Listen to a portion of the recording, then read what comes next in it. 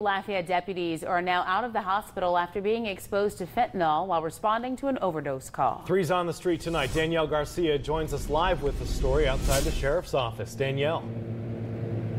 Jim, Marcel, this case highlights a problem amid a national opioid crisis. Heroin being laced with fentanyl, a drug so potent it can cause an overdose just by being in the air. I was furious. I was extremely furious. I mean, it just breaks my heart, you know. How could you have so little thought for my children and my grandchild that you'll go in my house and just do whatever you want? The overdose happened here at Danny Williams' house. The father of his granddaughter came to see the child when Williams says he overdosed in the bathroom.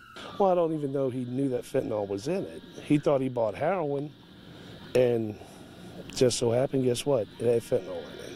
And now I'm looking at my house and I'm thinking, you know, all my neighbors have seen this. This is just mortifying. It's embarrassing. 2 Lafayette Sheriff's deputies who responded to the call also showed symptoms of being exposed to the potent drug. This was the first time a Lafayette Sheriff's deputy has been exposed to fentanyl.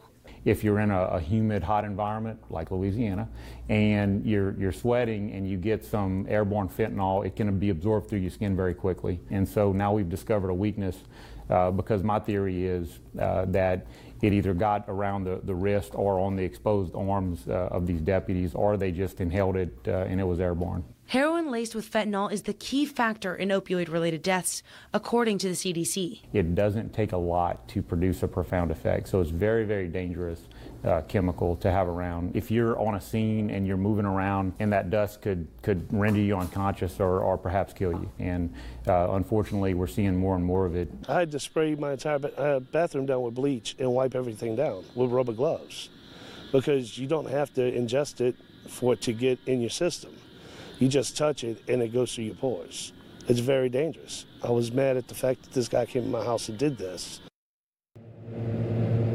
The deputies are now out of the hospital and doing fine, but Garber says he will need to invest in better protection for his deputies and use more caution when going into overdose situations. 3's on the street live in Lafayette. Danielle